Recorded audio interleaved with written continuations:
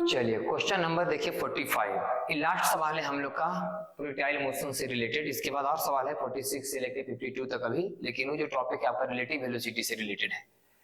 तो ये लास्ट सवाल है प्रोजेक्टाइल मोशन से रिलेटेड। इस सवाल को जरा देख लेते हैं हम लोग।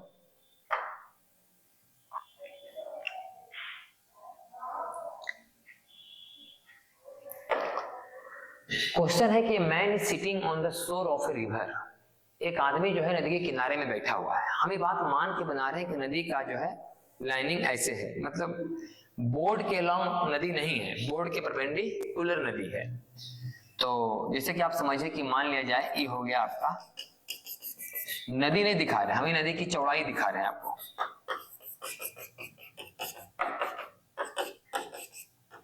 आप ऐसा सोचिए कि ये नदी का एक किनारा है और ये नदी का दूसरा किनारा है। एक किनारा इधर, एक किनारा उधर, और कोई नाव इस किनारे से उस किनारे जाएगा। करे man is sitting on the shore of a river. एक आदमी नदी के किनारे में बैठा हुआ है। सब किनारा है, ग्राउंड है ये सब। तो एक किनारे में आदमी बैठा हुआ है। He is in the line of 1 metre long boat. ये आदमी एक बोट के लाइन में है। मान लीजिए एक बोट है 1 मीटर लंबा। इसी बोट के लाइन में ये आदमी है। इसी बोट के लाइन में आदमी बैठा हुआ है। And 5.5 metre away from the centre. और बोट के सेंटर से आदमी 5.5 मीटर की दूरी पर है।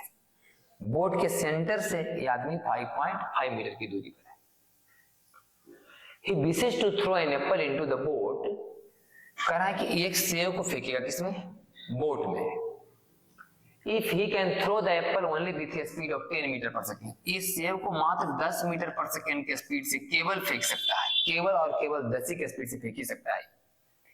Find the minimum and maximum angle of projection। तो कितना मिनिमम और कितना मैक्सिमम एंगल से इसे सेव फेंकना चाहिए for successful shot. Successful shot का मतलब सक्सेसफुल तब कहा जाएगा जब सेव 9 में गिरेगा। मतलब यहां से लेकर के यहां तक में गिरे, न तो इसके बाहर गिरे न तो इसके इधर गिरे, तभी सक्सेसफुल शॉट कहा जाएगा। इसके लिए जरूरी हो जाता है कि अगर चूंकि 1 मीटर है तो यहां से यहां हुआ 1/2 मीटर और यहां से यहां हुआ 1/2 मीटर। 0.5 इधर हो गया, 0.5 इधर हो गया। अब चूंकि यहां से यहां 5.5 है और ये 0.5 है तो ये तो दूरी हुआ 5 मीटर। और यहां से अगर इस किनारे देखा जाए तो दूरी हो गया आपका 6 मीटर इस किनारे तक। इसका मतलब जो सेव को गिरना है वो 5 मीटर से लेकर के 6 मीटर के बीच में ही गिरना है। 5 के पहले गिर जाएगा तो सक्सेसफुल नहीं कहा जाएगा, 6 के बाद गिर जाएगा तो सक्सेसफुल नहीं कहा जाएगा। कहने का मतलब ये जो रेंज का वैल्यू है वो 5 से लेकर के 6 के बीच में होना चाहिए, तब जाकर सक्सेसफुल शॉट कहा जाएगा। तो हम इसी डाटा को सॉल्व करते जाएंगे और देखते हैं कि थीटा का मान किसके बीच में आता है। हमको थीटा का मान ही निकालना है, मिनिमम और maximum angle. Find the minimum and maximum angle of projection. तो अब मेरा मेन मुद्दा हो गया इस लाइन को सॉल्व करना। तो मेरा मेन लाइन क्या हो गया कि r का वैल्यू जो है 5 से लेके कहां तक जाना चाहिए? 6 तक। अच्छा, तो r का फॉर्मूला आप क्या जानते हैं? आप फॉर्मूला जानते हैं u² sin 2 थीटा बटे g। अब u का वैल्यू 10 दिया हुआ था तो 10 नहीं कि 100 हो गया, और इस sin 2 थीटा और g का मान भी 10, यहाँ हो गया 6, ये कट जाएगा। अब सब में 10 से भागा दो तो ये आ जाएगा 1/2, और ये आ जाएगा sin 2 थीटा, और 6 में 10 से भागा देगा तो आ जाएगा 3/5, और ये आसान भी आ गया। अब हाफ तो पता है कि sin 30 का मान हाफ होता है, और ये हो गया आपका sin 2 थीटा, और 3/5 कितना का मान होता है? sin 37 का मान होता है 3/5, तो ये हो गया sin 37। हमें चूंकि थीटा का मान चाहिए। अब सोचने वाली बात, sin 30 से बड़ा होना चाहिए sin 2 थीटा। ये तभी संभव है जब 2 थीटा का मान 30 या 30 से बड़ा हो, क्योंकि थीटा का मान बढ़ने से sin थीटा का मान बढ़ता है। sin 30 से ज्यादा होगा sin 31, उससे ज्यादा होगा sin 32, ज्यादा होगा sin 33। तो sin 2 थीटा का वैल्यू sin 30 से ज्यादा तब होगा जब 2 थीटा का वैल्यू 30 से ज्यादा होगा, और इससे कम होना है मतलब इसका मान 37 से कम होना चाहिए। इसका मतलब 15 degree less than equal to theta less than equal to लगभग 18.5 डिग्री। इसका मतलब 15 डिग्री से लेकर के 18 डिग्री के बीच में लगभग हमें फेंकना चाहिए, तब जाकर सेव 5 से 6 के बीच में ही गिरेगा, माने 9 के अंदर गिरेगा और ये सक्सेसफुल शॉट कहा जाएगा। लेकिन थोड़ा थ्योरी को हम और रिवाइज करते हैं, थोड़ा याद दिलाते हैं आपको। ऐसा भी आपको हम बताए थे कि अगर किसी ऑब्जेक्ट को 30 डिग्री पर फेंको चाहे 60 पर फेंको वहीं जाकर गिरता है, वैसा कोई भी दो एंगल जिसको जोड़ के 90 डिग्री आना चाहिए वहां पर फेंको तो वहीं जाकर गिरेगा। तो 30 पर चाहे 60 पर, 15 पर चाहे 75 पर, 20 पर चाहे 70 पर, मैंने जोड़ के 90 आना चाहिए तो वहीं गिरता था। इसका मतलब जहां 15 हम बोल रहे हैं, क्या वहां 75 बोल सकते हैं कि नहीं? बोल सकते हैं। जहां हम लगभग 18 बोल सकते हैं वहां 72 बोल सकते हैं कि नहीं? बोल सकते हैं। 18 से बैक फेंको चाहे 72 से फेंको वहीं गिरेगा, 15 से फेंको चाहे 75 से फेंको वहीं गिरेगा। इसका मतलब एक रेंज आपके पास और है 72 से 75। तो आपके पास दो रेंज है, एक तो 15 डिग्री से लेकर के 18 डिग्री तक और दूसरा की 72 डिग्री से लेकर के 75 डिग्री तक। इस तो रेंज में अगर आप सेव को फेंकें तो वो जो है बोर्ड के अंदर ही गिरेगा और ये सक्सेस फुल शॉट कहा जाएगा। बीच का जो इंटरवल 18 से 72 तक का जाएगा उसमें कोई भी ऐसा एंगल नहीं मिलेगा जिससे कि हम फेंके तो मतलब कि सेव बोट में जाकर गिरे। तो हमारा आंसर यही होगा। तो इस तरह से क्वेश्चन नंबर हम लोग सॉल्व कर लिए हैं अभी 45 तक। आज हम लोग 46 से लेकर 52 तक का क्वेश्चन सॉल्व करेंगे जो कि आपका टॉपिक रिलेटिव वेलोसिटी से रिलेटेड है। तो 46 नंबर सवाल को हम पढ़ेंगे और इसको सॉल्व करेंगे।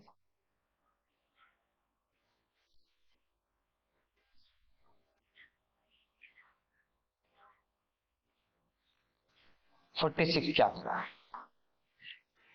रिवर 400 मीटर वाइड, एक रिवर का चौड़ाई 400 मीटर है, flowing at a rate of 2 metre per second. मान लीजिए कि ये एक नदी है,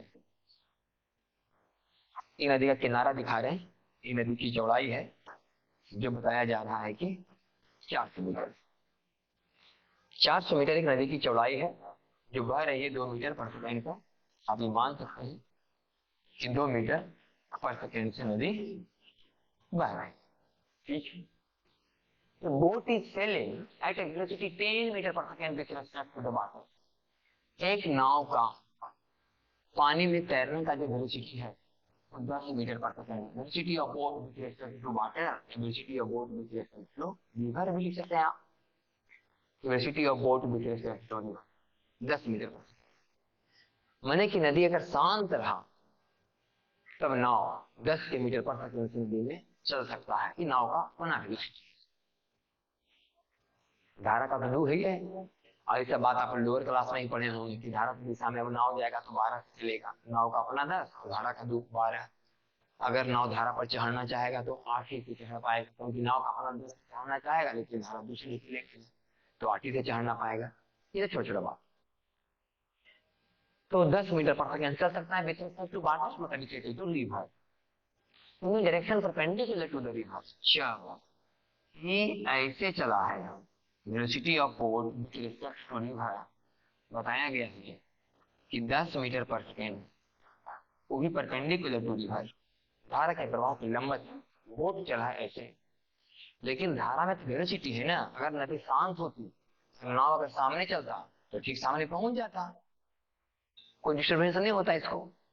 लेकिन चूंकि धारा है इधर 2 की स्पीड की, तो जब जब नाव जाते रहेगा आगे, जितना देर इसको नाव को नदी पार करने में लगेगा उतना देर धारा इसको खींचता है 2 मीटर पर 2 मीटर पर 2 मीटर पर, जब तक कि नाव इस किनारे न लग जाए। अगर नदी में कोई धारा नहीं होती तो नाव 10 की स्पीड से चलता और 400 मीटर दूरी तय करने में 400/10 40 सेकंड का समय लेता और 40 सेकंड में ही पार कर जाता। अभी भी 40 सेकंड में ही पार करेंगे, लेकिन हो क्या रहा है कि नाव तो चला इधर सही में 10 से, लेकिन जब ये नाव आगे बढ़ेगा तो हम लोग बाहर से क्या देखेंगे कि नाव ऐसे जा रहा है, इधर 10 के चाल से इधर 2 के चाल से, इधर 10 के चाल से इधर 2 के चाल से, ऐसा हम लोग बाहर से देखेंगे। ये जो है ये है velocity of boat with respect to stationary में। ये velocity of boat with respect to stationary में, माने हम लोग बाहर से देख रहे हैं कि नाव तो ऐसे जा रहा है। नाव वाला आदमी को लग रहा है जो नाव चला रहा है सामने जा रहे हैं और धारा का चाल इधर है। ये velocity of river with respect to stationary में।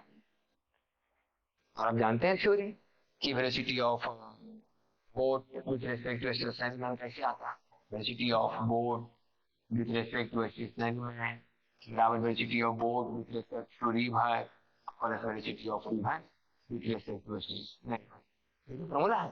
यहाँ बोट पार्टिकल है, velocity of boat मतलब particle with respect to a stationary man बराबर velocity of boat मतलब particle with respect to river मतलब moving frame plus velocity of moving frame मतलब river with respect to a stationary frame. तो हमको लग रहा है कि तो ऐसे जा रहा है, हम लोग बाहर से देख रहे हैं तो लग रहा है ऐसे जा रहा है, दस इधर दो से। तो बताओ पार करने में कितना समय लगेगा। पहला सवाल क्या, find the time taken by the boat to reach the opposite bank. उस किनारे पहुंचने में कितना समय लगेगा। वही 400 और 10 के स्पीड से तो 40 सेकंड लगेगा। और इस 40 सेकंड में 2 के स्पीड से धारा खींचता रहेगा तो इधर कितना दूर जाकर लगेगा। बोले 40 गुने 2 80 मीटर। अगर दूरी हम लोग मान लें तो दूसरा सवाल का आंसर आएगा कि 40 सेकेंड तक 2 मीटर पर सेकेंड से खिंचाता रहेगा, इसलिए चलेगी 80 मीटर। 40 सेकेंड 2 के स्पीड से खिंचाता रहेगा 80 मीटर दूर जाकर। How far from the point directly opposite to the starting point when the boat reached the opposite bank। जो यहाँ पर चला था उसे कितना आगे जाकर तो बोट लगेगा अपोजिट बैंक का, 80 मीटर दूर जाकर। तो सवाल था आपका 46। नेक्स्ट आता है 47।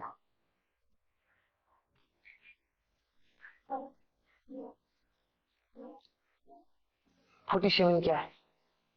तो swimmer wishes to cross a 500 metre wide river. इस बार 500 मीटर चला,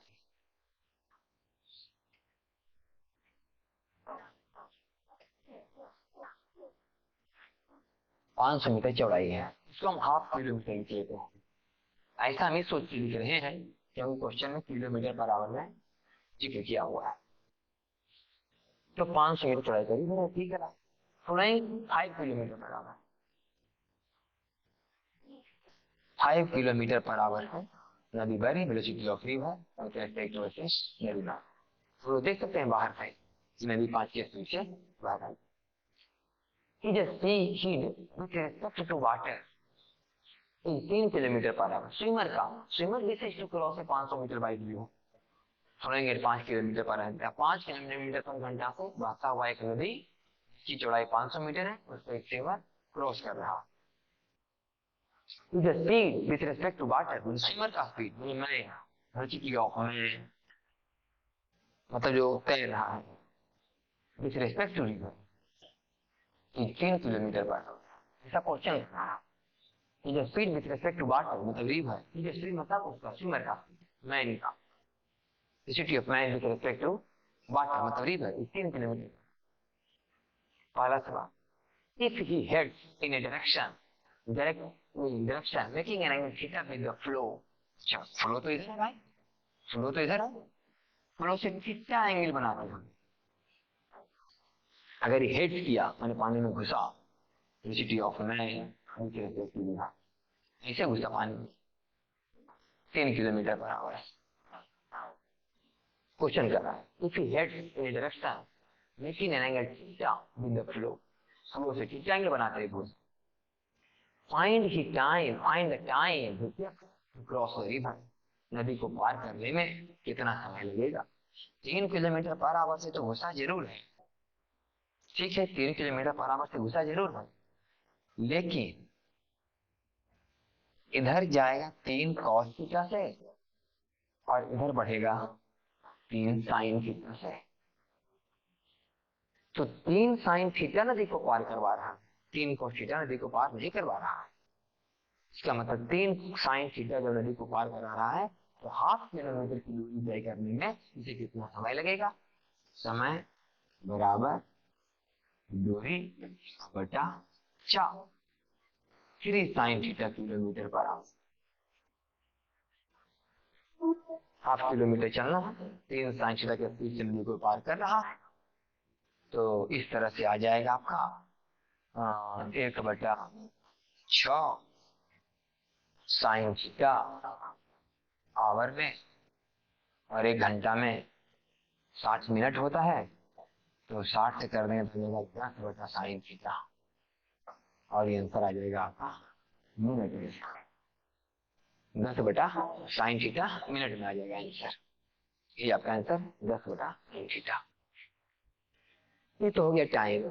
find the shortest possible time to cross the river. Minimum कितना समय लगेगा नदी को पार करने में। अच्छा, मिनिमम मान पूछ रहा है टी का। अब बताइए कि टी का मान मिनिमम कब होगा। टी विल बी मिनिमम,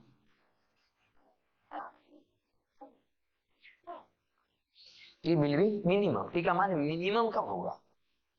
यदि sine theta is maximum, sine theta का maximum value 1, that is sine theta equal to plus 1, मतलब थीटा बराबर 90 डिग्री। ऐसे भी जब हम थ्योरी पढ़ते हैं तो बात हमें पता होता है कि अगर किसी आदमी को नदी जल्दी पार करना है तो फ्लो के परपेंडिकुलर चलिए, पहुंचेंगे भले आप कहीं और जाकर के धारा के कारण, लेकिन आप जल्दी पार करेंगे। अगर किसी आदमी को नदी जल्दी पार करना है तो धारा के फ्लो के परपेंडिकुलर चलना चाहिए, भले पहुंचेंगे कहीं और जाकर के, लेकिन समय कम लगेगा। तो यहाँ पर मान रखेंगे 1, तो टी का मान आ जाएगा, टी का मिनिमम वैल्यू आ जाएगा 10 मिनट। मिनिमम टाइम है, इससे कम टाइम लगेगा, और तब लगेगा जब एकदम फ्लो के परपेंडिकुलर है। तो आपका आंसर हो जाएगा ये आपका 10 मिनट। ये हो गया आपका क्वेश्चन नंबर 47।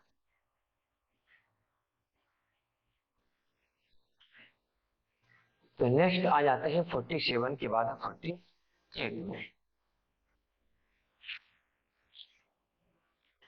48 क्या है।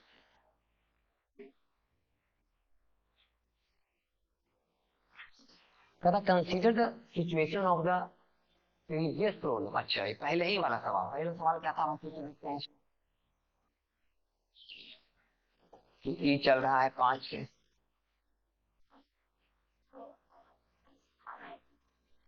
नदी की चौड़ाई थी 500 मीटर, मैंने half kilometre,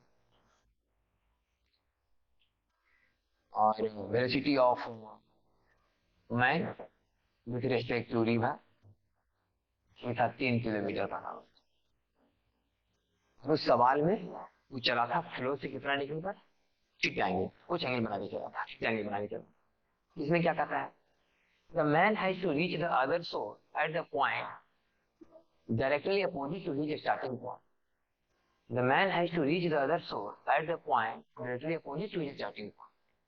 If he reaches the other shore somewhere, he has to walk down to this point. अच्छा, एक आदमी नदी के ठीक सामने पहुंचना चाहता है, पानी में यहाँ घुसा तो यहाँ पहुंचना चाहता है। अगर यहाँ नहीं भी पहुंच पाया तो हल क्या आएगा, he has to walk down to this point. चल क्या आएगा, लौट क्यों आएगा।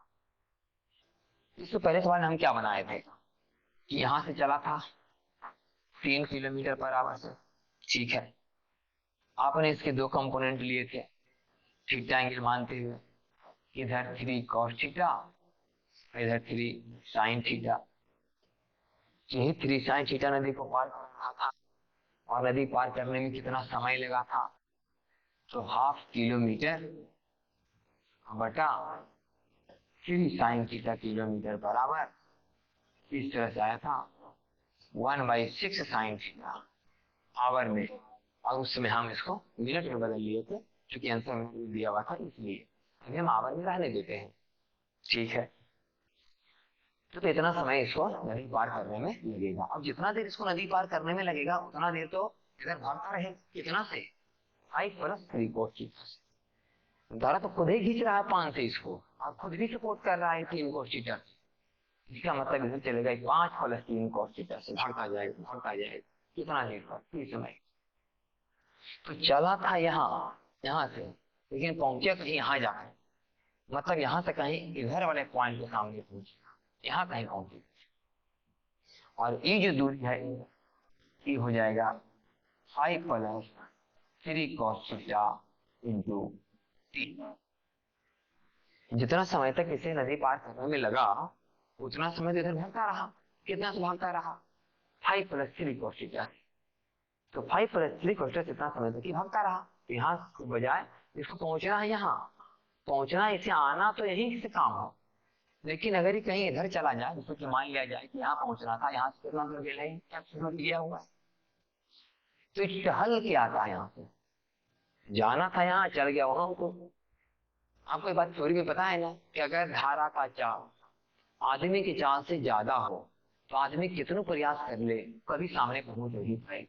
और इस सवाल में आप साफ साफ देख रहे हैं कि धारा का चाल आदमी के चाल से ज्यादा है, कुछ प्रयास करने कभी यहाँ पहुंच नहीं पाएगा, आगे ही चलना जाए, तो हर हाल में इसको आगे ही भाग जाना है। तो हल क्या है, फाइंड द मिनिमम डिस्टेंस है टू वॉक, और इसका मिनिमम डिस्टेंस बताइए कि कितना मिनिमम इसे टहल के आना पड़ेगा। बोले मिनिमम डिस्टेंस टहल के आने का मतलब क्या है, अगर ये मिनिमम डिस्टेंस आगे भागा तो मिनिमम डिस्टेंस टहल के आना पड़ेगा। इसका मतलब हमें एक्स का मिनिमम वैल्यू चाहिए, हमें एक्स का मिनिमम वैल्यू चाहिए, मिनिमम वैल्यू। अब पता है मैथमेटिक्स किसी भी इक्वेशन के मैक्सिमम या मिनिमम वैल्यू निकालने के लिए क्या फर्क है, उस इक्वेशन को हम लोग एक बार डिफरेंशिएशन करते हैं और इक्वल टू जीरो को सोल्व करते हैं, वहां से हम लोग को डाटा मिल जाता है कि कितना पर मिनिमम होगा। यही काम हम करने जा रहे हैं कि फॉर मिनिमम वैल्यू ऑफ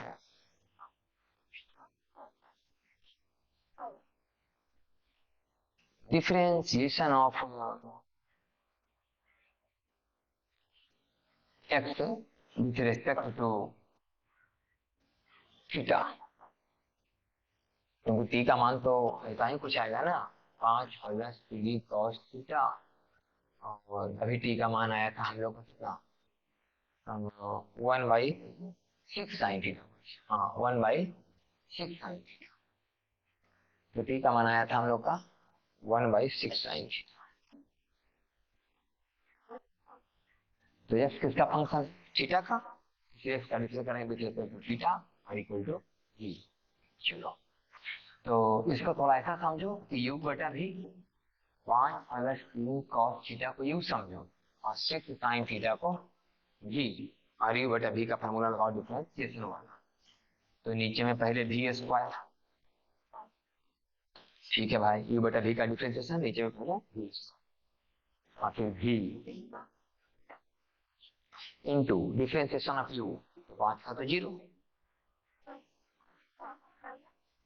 अब cos थीटा का माइनस साइन थीटा, नीचे में v स्क्वायर और फिर v into d c of u मतलब ऊपर वाला और माइनस u मतलब ऊपर वाला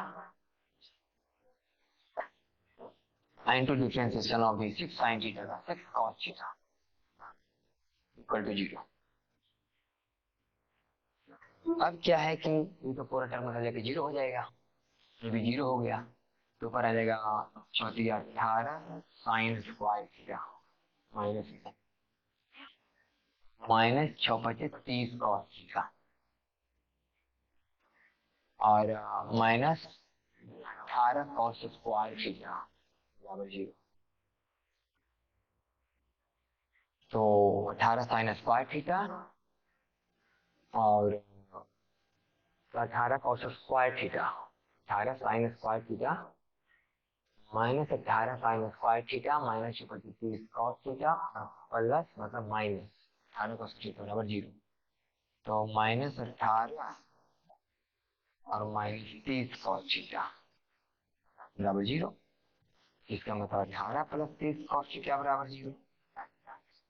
तो cos थीटा बराबर माइनस 18/30, 6×3 = 18 और 6×5 -3/5, cos थीटा का मान कितना आ गया -3/5, मतलब cos थीटा का मान -3/5 रख दो, तो इसका मान आ जाएगा मिनिमम वैल्यू। अच्छा x था कितना पहले ये देख लेते हैं, x है आपका कितना 5 प्लस 3 cos थीटा बटे 6 sine theta, 5 plus 3 cos theta बटे 6 sine theta, 5 plus 3 3 cos theta, x का वैल्यू जो है 5 प्लस 3 cos थीटा बटे 6 साइन थीटा। तो x का मिनिमम मान तब आएगा जब cos थीटा का मान कितना रखेगा -3/5, लेकिन खाली cos थीटा का मान -3/5 रखने से काम नहीं चलेगा, हमको तो साइन थीटा का भी मान, तो साइन थीटा का मान निकाल लेते हैं कि साइन थीटा बराबर 1 माइनस कॉस स्क्वायर थीटा का वर्गमूल बराबर 1 माइनस हो जाएगा 9/25, 25 माइनस 9 16 का 4/5। इसलिए x का मिनिमम मान आएगा 5 + 3 कॉस थीटा का मान -3/5 और बटे नीचे में 6 गुने 4/5। तो ऊपर जाएगा पापा 25 माइनस 9 16/5, नीचे 24/5 को कर दो 5/24, 5 से 5 कैंसिल, 8 दूनी 16 और 8 दिया 2/3 किलोमीटर। ये एक्शन मिनिमम 2/3 किलोमीटर। बाकी धरता हूँ मैथमेटिक्स है, पूरा का पूरा प्रोसेस है डिफरेंशिएशन एक्शन मिनिमम। इस तरह से आपका आंसर आएगा कि उसको मिनिमम कम से कम 2/3 किलोमीटर टहलना पड़ेगा अगर उसे एक अपोजिट वाले पॉइंट पर आना है। ये क्वेश्चन हो गया आपका क्वेश्चन नंबर 40। चलिए नेक्स्ट।